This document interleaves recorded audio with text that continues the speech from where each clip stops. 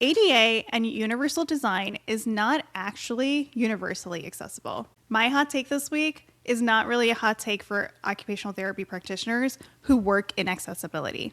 ADA requirements and universal design are not just for elders, and they're not actually universally accessible. Ramp access to public spaces for those who can't take the stairs? Cool. Applies to both individuals with disabilities and parents with strollers. High contrast colors to identify level change? Also good for both. So what does it actually mean to design an inclusive community? Who is most often left out of these decisions? And how does the process differ from city to state to national levels? Giving us more insight into this topic is another fellow OT, Francisco Lasta. Welcome to the Aging Together podcast. I'm your host, Dr. Pooja A. Patel, a double board certified occupational therapist and gerontologist with additional certifications in dementia and fall prevention. This season, we are unfiltered. In this podcast, I interview guests who are experts in their fields or caregivers who are sharing their lived experiences. Let's meet today's guest. With a clinical background spanning pediatrics to aging adults, Francisco brings deep insight into how to create more welcoming, supportive environments that work for a wide range of users. He directs the firm's inclusive design program, developing tools for architects and collaborating on projects that include transit stations, airports, sensory rooms, and inclusive restroom design. As an occupational therapist with nearly 2 decades of experience in his field, his work is grounded in how people actually engage with the spaces around them while highlighting the power of design to enable meaningful participation for people with diverse abilities and identities. He has presented at South by Southwest, AIA Chicago, the American Occupational Therapy Association, NeoCon, and the Symposium to Re-Envision the Center for Universal Design, among many other speaking engagements, and has co-authored both a publication and a book chapter on inclusive design. Francisco also leads GFT's Inclusive Design Internship Program, creating pathways for OT students to apply their skills in real-world design projects. He is also a member of Best Spaces Design Institute's Technical Advisory Group, where he helps shape a new community-informed design standard grounded in research, accessibility, and equity. Francisco, with how busy you are, thank you for joining me on the show today. Thank you for having me, Pooja. That is a wonderful list of things that you do for the community. Let's start with your hot take. Well, my hot take is that, as you've mentioned, accessibility, universal design, and inclusive design, they're not the same, but it doesn't mean you have to choose either or. You can stack them together so that your approach to design is a lot more powerful. That's really interesting. So I guess for the audience who's not OT and doesn't work in accessibility and design, let's explain sort of how this came to be, right? So we have the ADA, which is the American Disabilities Act, which required public spaces to be accessible. And what that meant at that time was a ramp entrance. A ramp entrance, of course, the railing, and it's really focused on the physical aspect of the built environment. And a lot of it is the access in terms of being able to get in and out of a building. There are, like right now, there are things that are included for people with visual impairment or vision loss, but a lot of it is still about like physical access and vision. You rarely see things that are outside of those things. And one example would be, what about the sensory part of access? What about the cognitive part of access? We're not just physical beings.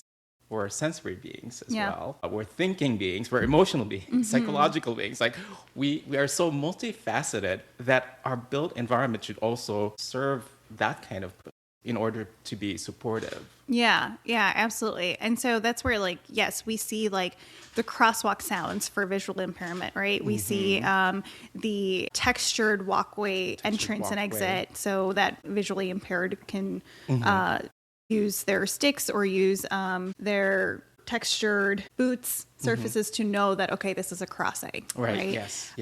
We have braille lettering on public buildings where necessary. So yes, a lot of that stuff is revolved around the physical and the visual aspect. Of access. Which is important because we're physical beings. Yes. We have to go from point A to point B. But now that we have like a better understanding of what our needs are as humans, then we have to also change how we approach designing our built environment. Yeah, absolutely. And I think that's why, so it's important to understand, like, that's where things started, right? Like, that's Right. where accessibility started, and it has evolved It has evolved, significantly since right? then. Before we go into what it is today, I also want to talk about, so when I was in school, we learned universal design and the seven Universal design, principles of right. universal design. I know that's not the norm anymore either, at least not within the OT space. So for our audience, what is universal design, and how does that interact with ADA? With ADA, okay. If I can simplify things a little bit. So when you think of ADA, it's like minimum, like buildings have to meet the minimum requirements. And like the usual conception of accessibility or ADA is that like you have a separate design or a built space for people without disabilities. And then you have a separate design space or a separate design feature for people with disabilities. So it's like a dichotomy. So that's why you will see like, oh, there's a stairs and there's a ramp on the other side. And sometimes it's located like way too far from the main entrance, right? And you can even see that in technology. Like there's like, you have to adjust the setting to make it accessible instead of like, it's all there. Like everyone can use the accessibility feature of it. Yeah. And it just makes the whole experience like so much better. Right. Right. So that's like, there is like that dichotomy in the traditional way of like approaching things with accessibility. But when you think of like universal design, and you veer away from that separation. So you have this like shared solution. But a lot of times it still is focused on the physical space. Yeah. Right. So accessibility, universal design, it's like a lot of focus on the physical space. But when you think of inclusive design, and the word inclusive, you're considering several factors, not just the built environment. You're considering the technology aspect of it, even the schedule, the policies, procedures, even the climate. You have to consider all those things to be able to come up with a solution that not only meets the needs of people with disabilities, but what about pregnant mothers? What about, like a non-disabled person who's just like, is having a headache or a temporary injury? How can the environment still be supportive of their needs? Yeah. So like you have those different components happening because again, we're not just physical beings. Right. We have all those different needs. And the way we can design our environment is being able to be cognizant what those needs are. What are those pain points? And I'm sure you have probably experienced like navigating a space that is just frustrating. Yeah. Right? Like You take any airport in the country. yes, and those are like large scale buildings and they typically would be so complex, a lot of signage. You don't usually know where to go right away when you're entering the building, and then when there are maps, sometimes it's like difficult to figure out like where am I? Right? And also like they could have like a very similar look, like it's not very distinct that you will remember that that's going to be the spot because they all look the same. So how confusing can that be? Yeah. My least favorite maps are malls. The malls who have like the vertical maps on the posters. Yes. And then they have like the different levels and they show you like the 3 levels and then kind of show you where you are. But then they have it broken into like numbers and colors and stuff. Yes. But then you have to read all of the like the key at the bottom to identify what the colors are, what number you're looking for, and then where it is in relation to where you're standing. And then you don't know if you're supposed to go turn right or turn left or like it like I think it's so confusing. And for me, I'm like, if I think it's confusing, I imagine it's confusing for a lot of people. Exactly. And that's like for a neurotypical able-bodied person to be able to navigate that. Malls are huge places. They're not small where you're like, oh, if I walk in the wrong direction for 2 minutes, I can just turn around and go the other way. Yeah. Like you're going to end up on the other side of the mall. Exactly. And then have to go all the way back to the other side where you were trying to go. Yeah. Yeah. And that's a very common problem. And that's why a lot of large-scale buildings like airports are actually now looking at passenger experience because what you have described is like a negative experience, right? Like you're confused. You don't know where to go, especially when you're in a hurry. Right. Right? Sometimes you don't know where the bathroom is when you need to use it at that moment and you can find a single bathroom nearby. I can tell you a story about that. We just took a trip out of state to go visit a family member and we went to a mall and I kid you not, it was so hard to find restrooms. Like they were like hidden into like nooks. Yes. There was no signage on the main hallways, Right. like, or in the open area. It was like once you went into that off like hallway, then you could see the sign for restrooms. Yeah.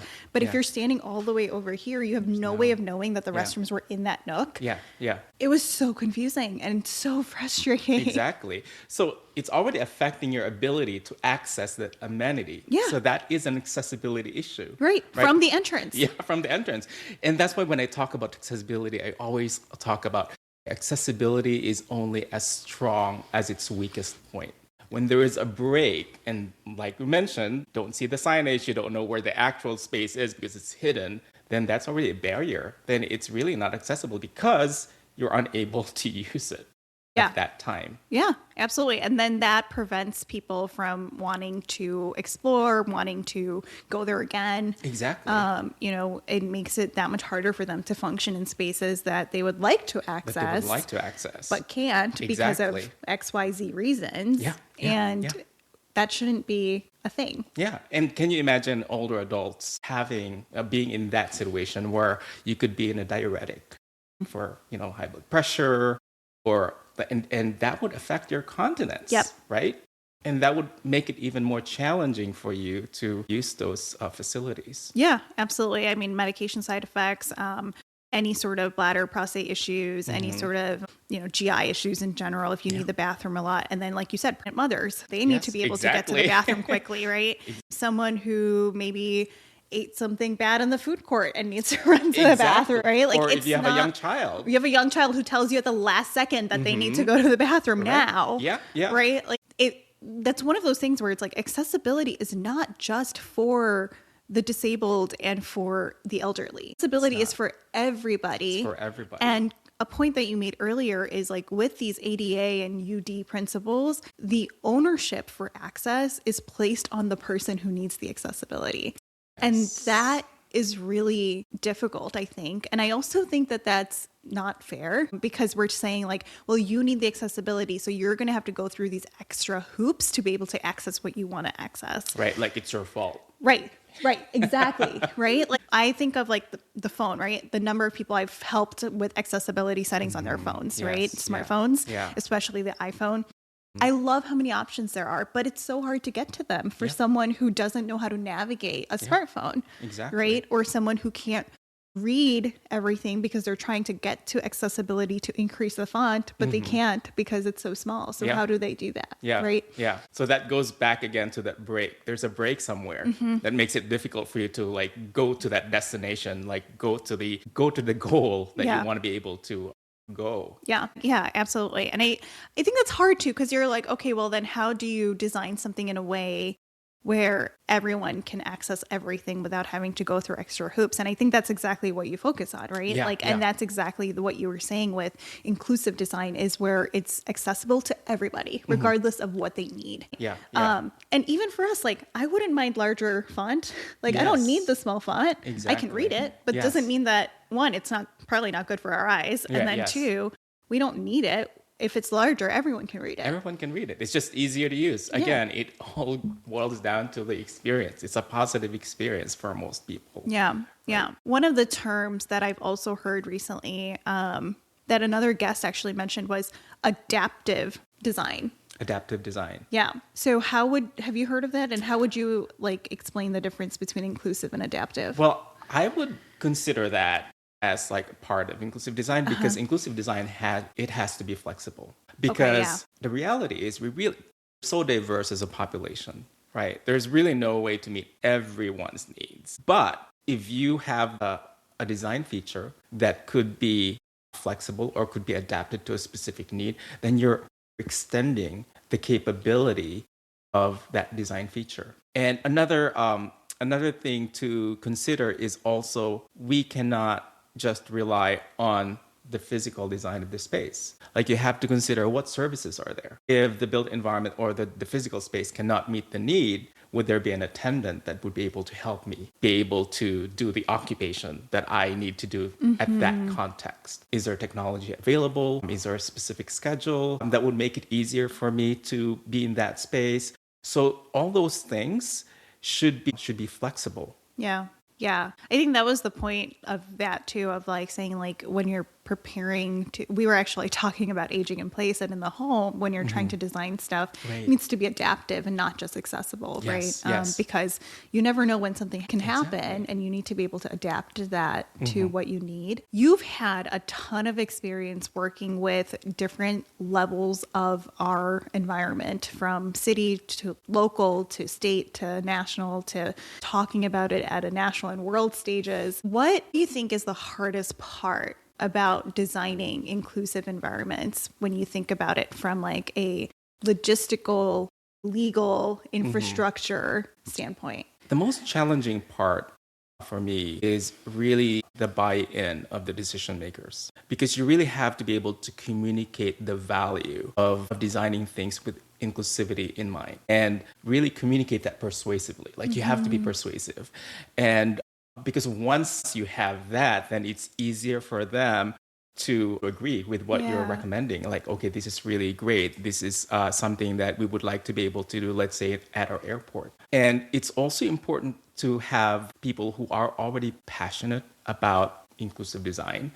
Let's say, for example, I was working with a client for an international airport. It's a busy airport. It's a huge airport, but it has done some remodeling and renovations, but they still want the entire experience to be pleasant for the passengers.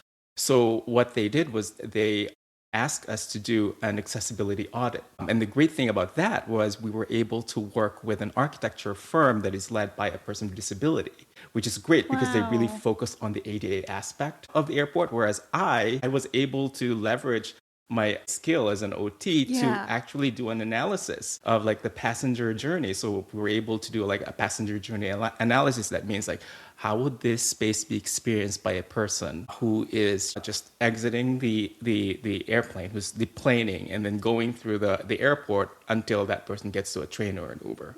What are those barriers and what are those supportive features that are already there, and how can we make that consistent? So being able to analyze those different features that could be barriers or opportunities, they really appreciated that. Yeah. Because those contribute to the overall passenger experience. Absolutely. And I think that is so cool. Like, what a neat way to be able to use your OT skills. Yeah, it was so fun to do. And it was such a time crunch.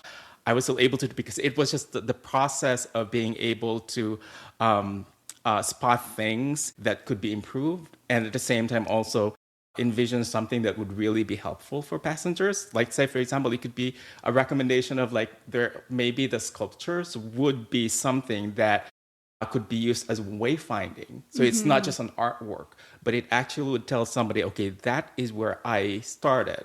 And then there's another different sculpture there. So that's where I'm supposed to go based on this map. So it's easier to remember rather than like, oh, these things are very similar. And just as simple as being able to identify a signage at a restroom with like a really busy background, and then the icon for the bathroom is really hard to see because of that. But they did it as an artwork, right? The intention was there, but it's not, when you look at it, it's really hard to see if that's a bathroom sign. Right. So those little things, like, it's not a part of the ADA, right, necessarily. I think that when we ground ourselves in occupations, that means like, okay, what are the people doing when they're in this space? What are they trying to do? And how is this environment going to support that? Yeah. Yeah, absolutely. They're using a bathroom. They're washing their hands. They're changing a baby. Right? There's so many things. And I like what you said about a lot of places try to make things visually aesthetic. And sometimes that design takes away from accessibility features. Right.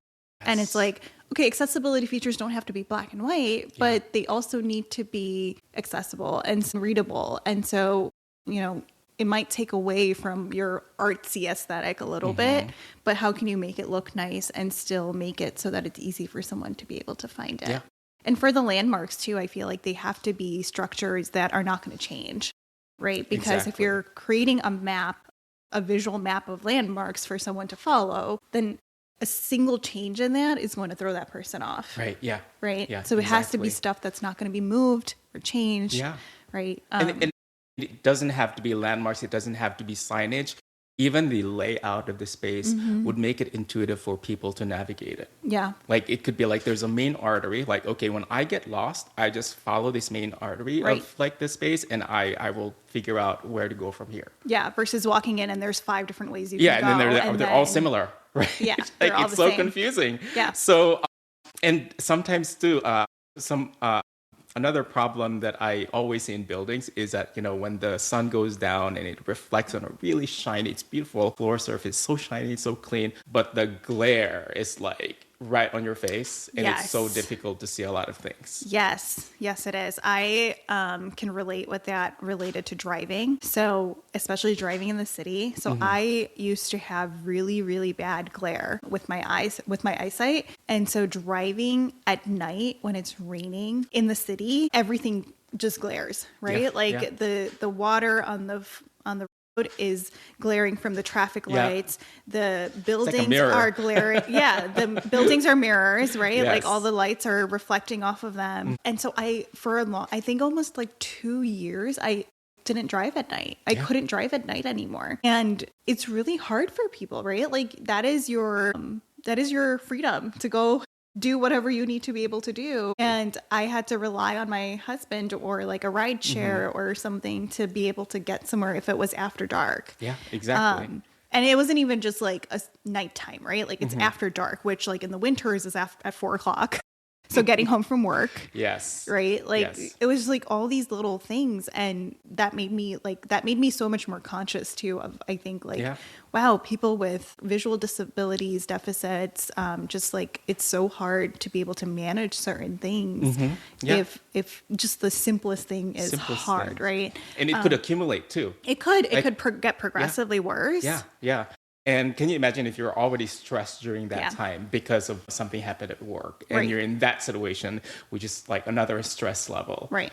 And it just like shows you that the built environment could really affect how you do your occupations. It could create occupational Yeah. deprivation because you wouldn't want to be in that situation. Therefore, you're going to avoid that. Yeah, yeah. It's so interesting. I know we've been talking about airports a lot, but I just had a patient who got injured overseas and flew home, flew back here for care. Ooh, that's quite challenging. And I was so interested in learning about how they did that because this person ended up getting an amputation internationally because of the injury. It was a crush injury and fractures on the other leg. Yeah. And so in my mind, like this patient flew home on a 9-hour flight. I think it was 9 or 10 hours. So And long. then they flew into O'Hare and then came straight to the hospital.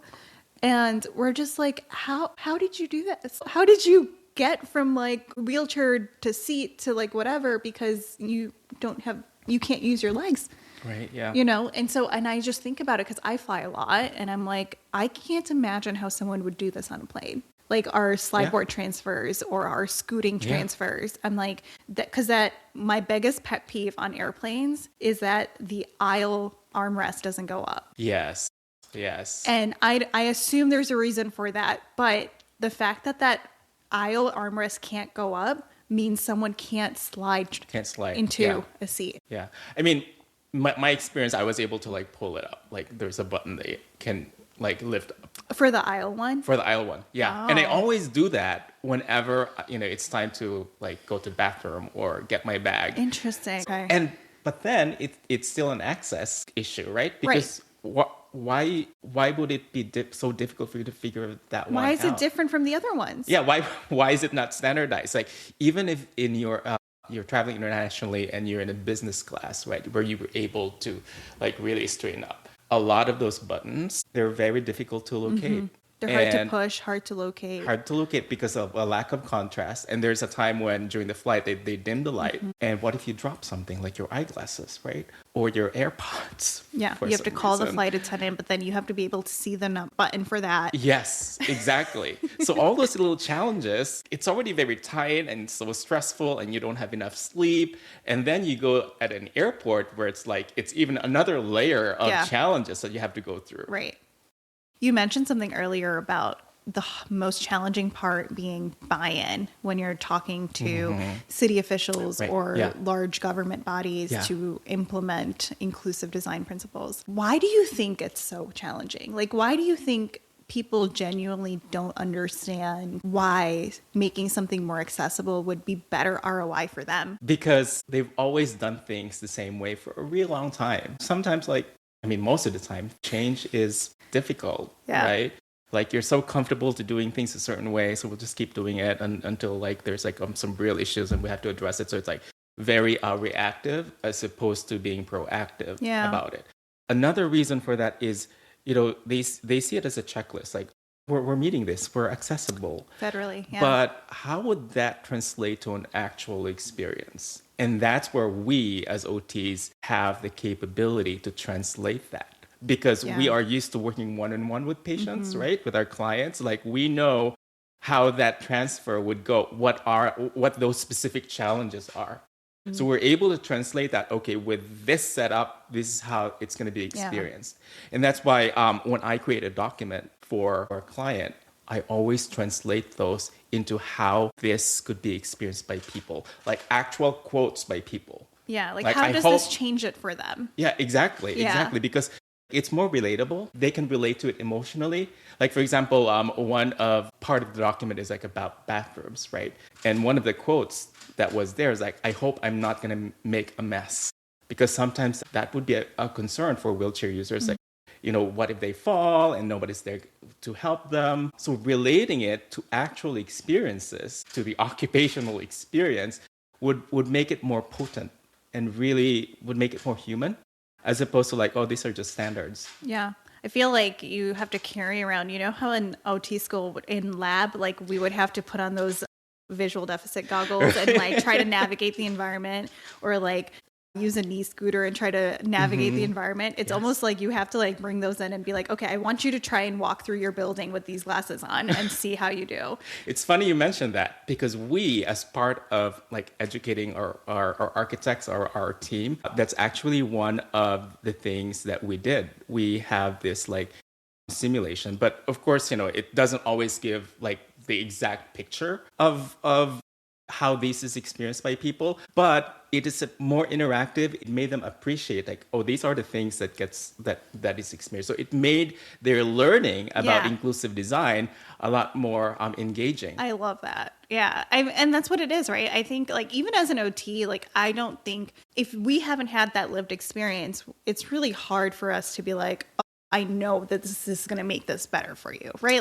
Yes. Most of our work is rooted in past experiences, evidence, research, all of that, right? But Yes. very little of our work is rooted in lived experience, because all of us haven't experienced everything. And an example of that is I work in the hospital. I have worked with many people after orthopedic injuries, right? And I'm telling them about how to navigate their stairs or navigate their bathroom, or how to take a shower, how to get dressed. I went and almost fractured my foot, and then I was non-weight bearing for a few days, and then I was in a brace for 3 weeks, like a boot, and trying to navigate my house in that. I was I will never say this to a patient again. Yes. There were certain things where it was this is really hard. And I'm trying to follow my own advice and Right. try my own suggestions that I've given others. Yeah. And then I'm this doesn't actually work. So why are we teaching patients this? Exactly. You know what I mean? Exactly. And of course, certain things work for certain people and not for other people, and that's fine. But I think the general principles that we use work for some and don't work for others. Yeah, exactly. And so I think it's similar with design. Most design works for some and not for others. yeah. And so you do the work of trying to make it so that how can it work for everybody? Yes. And that's another strength with OTs, because we have the breadth. We have worked with a variety of patients, but we don't have the depth as compared to a person with a lived experience who's a wheelchair user, or a person with a chronic condition. We don't have that depth, but we have the breadth, because we studied it in school. We've worked with a lot of patients. Combining the breadth and depth at the same time is really powerful. And back it up with evidence, literature review. What are the most effective strategies for this type of situation? Yeah. So that could even be more powerful. And I hope, that will just be more common as we design more buildings and places. Yeah. Yeah. I had a couple thoughts as you were talking about the patient experience with the airport. And one was, I really appreciate you talking about something that's different from the sensory rooms, because I've seen a lot of work by a lot of wonderful OT practitioners in airports designing sensory friendly rooms, areas. And of course, that's necessary in most public places. Right. And so I think that's definitely an area where like OT is a star. But I love that you're talking about like the patient experience and what actually navigating an environment is like for people. And then the second part is, do you find that so I've also had a lot of experience in the tech space, and I feel like with every new tech product or website or app, there's this whole component, usually a whole department dedicated to user experience. Yes. We don't have that in built spaces. We don't. And that's why OTs are really so primed for that. And that's actually one of the reasons why I find it easier, because I did a lot of UX boot camps before. And I saw the parallel between like the UX and OT. And it's just like in OT, we're manipulating three-dimensional objects. We're moving around a three-dimensional space, as opposed to like UX, which is like icons and fonts and the swiping and all that. But the goal is to be able to do what you want to be able to do with that technology or within that environment. Yeah, absolutely. And I also wonder, like, from a buy-in standpoint, like, do you think that could ever be helpful of like making that parallel of saying like, hey, all these tech companies have entire user experience like departments. Yes. But in the built environment, we don't have that same user experience department for built environments. Like, do you think it helps? Definitely. Yeah. I mean, some airports actually have a team of passenger experience professionals. Okay. Right. And those are the types of professionals that we as OTs can work with, because they understand all those different aspects of the experience, whether it's like a barrier, or whether it's like lighting or even music. And sometimes we even incorporate environmental psychology, because, again, we're not just physical beings, we're psychological, emotional beings. Yeah. How can a specific look, whether it's like a curved surface, affect your ability to just be able to be relaxed in a stressful environment? Yeah. You don't want the sharp edges. No, there's actually research. I know. Right? I only know this because of, again, digitally, when you work with graphic design for like designing logos and company brands, they tell you that, because they're like, what kind of emotion do you want your clients to, like, what kind of emotions do you want to invoke in your potential clients? And it's like, if you're sharp and it's all sharp and with edges and stuff, then it shows that you're like very formal, very like direct, very efficient, it's just like hard skills, right? Very hard. But if it's soft, then it's like more inviting and calming, and it's like, oh, we'll be more collaborative, and it's more so that makes sense from a built environment space too. If there's more curves than rounds, exactly. In furniture, even, and it doesn't have to be like an actual three-dimensional shape. It could be in the print of the wallpaper or on the floor. Another thing that's also getting more traction these days is the use of fractals. That means like those patterns in nature. They're using it on flooring, on wallpaper, because we humans, we without the built space, right? Like we're natural environment. Yeah, we're in a natural environment. So we've been surrounded by these natural patterns for a significant amount of our time as humans. Yeah. So we're able to be comfortable in that kind of setting. And if we apply the same kind of pattern in our built environment, it would relax us. It would not trigger a whole lot of cortisol, which is like the stress hormone. So those types of things, again, that's like beyond ADA. Oh, for sure. I mean, I doubt ADA even has a section on calming emotional skills or like emotional environment. What you're saying, though, is I should probably make this frame more rounded. Huh? No, it has like a natural... It has the fractals. Yeah, it has fractal patterns. I couldn't quite see it from here, but yeah. Out of all the projects you've done, is there one that you have really enjoyed that you can share? So a lot of the projects that I'm working in right now are in progress. So it's still not out there. Right. So we have signed an NDA with the client, so I can't really no, but ones you've done in the past that you can talk about. The ones that I've done in the past, I did an inclusive bathroom for a college. And it's really And it's one of the very first projects that I did as an inclusive design lead for the firm. And what the college wanted to do is that they want to be able to convert the gender segregated bathroom, male, female, into like one inclusive bathroom. And so we were trying to figure out, okay, how can we make this work with this limited space? We want it to be accessible as well, but at the same time, we also want to offer privacy and safety at the same time. So I did a lot of research on what the current trends are or what the available evidence is as far as inclusive bathroom design, and actually talk to people. Like, how would you feel if you are using this bathroom and then another person with a different gender in the other stall? Like, how would that make you feel? And it actually varied. Yeah. Like, for the younger folks, like they Don't care. They're fine. Yeah. But for older folks, they seem to be like kind of wary about it. Right. So like it's all about like balancing that privacy, like putting more wall surface so that you can feel like you have that, you can Privacy. relax, like Yeah. nobody's going to bother you, or you won't hear other noises, Yeah. because sometimes that could be uncomfortable. Absolutely. Like whether it's coming from the other person or coming from you, that bodily noise is Right. like, I mean, just, bathrooms are some of the most vulnerable Yes, places, yes. right? Yeah. And so you have to be mindful of that. yes. That's really cool, though. Yeah. And also kudos to the school on like trying Yeah. to figure Yeah. out like the most inclusive way.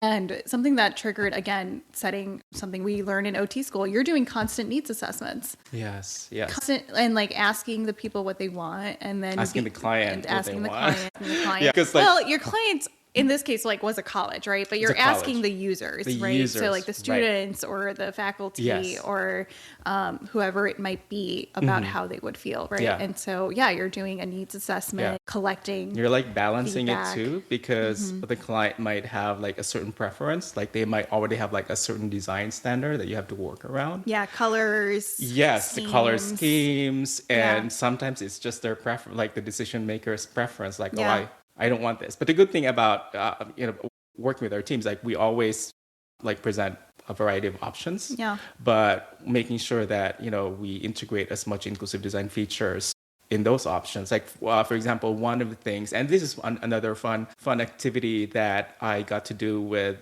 my inclusive design intern during that time. This was last spring, late summer, as well as with our architecture interns, because they started at the same time and ended at the same time. So they got to work on a project, which is an inclusive design school. So they're divided into 4 groups, and each of them developed a concept of how this school would look like with all the inclusive design features that are there. And it was just like such an amazing experience, both for myself, my intern, the architecture interns, they got to work together. And that's one of the goals that I have in having OT capstone students work with us, because we want them to also be able to work with other interns and architects, professionals, and having that kind of an idea what our role is and how we can bring value to the design team. Yeah, it's so important. And I do love that OT students now have the ability to have these experiences. I still remember, I mean, at this point it was 15 years ago, but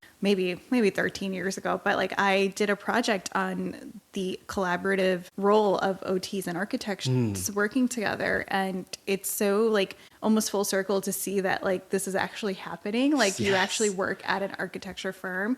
Do you find, I still not normal, right? Like this is not something that's standard. It's or not, at yeah, all. it's not I don't know everywhere. a single other OT who works in architecture, right?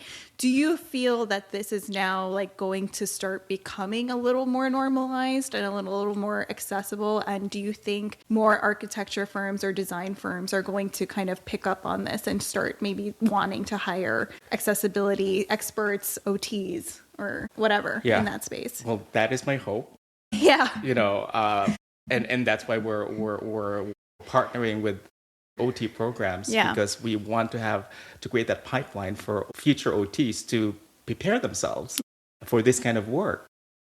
But right now, I'm doing a lot of advocating for the role of OT in design firms, and hopefully that would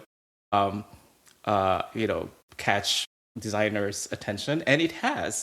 Based on my interactions during design events like South by Southwest, NeoCon, they are curious about what we're capable of doing and how we actually use our skills. And what OT actually is, because that is the main thing, Yeah. right? It's Yeah. not just architects and designers who do not quite understand what we do, but it's the same with the general population. They really Don't know what we do. Yeah, exactly. No, that's great, because I was going to say it's great that we're preparing students for this option, but what if those opportunities don't exist? But you're also Yes. speaking at architecture and design conferences where you can share what Yes. we do and hopefully open up more and more firms. I'm working on both sides. Yeah, right? you're doing all the work. Because that's how strategy is. Yeah. Like, you can't just focus on one solution and expect, like, the rest will just work out. Just So- because we bleed out 100 OTs who want to work in Exactly. architecture firms doesn't mean there's going to be 100 architecture Yes. firms who are Yeah. looking to hire an Yeah. OT. And I think that's one of our strengths as OTs too, because we're systems thinker, right? Like, we know what is causing this problem. And it's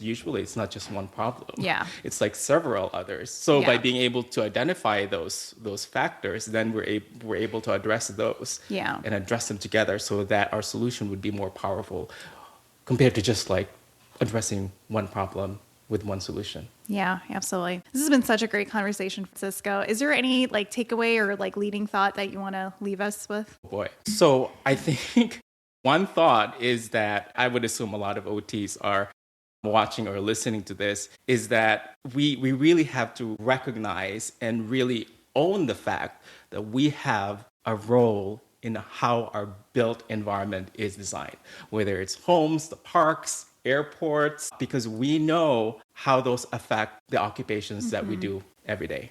Yeah, absolutely. This was so great. Thank you so much for joining me, Francisco. Thank you for having me. Absolutely.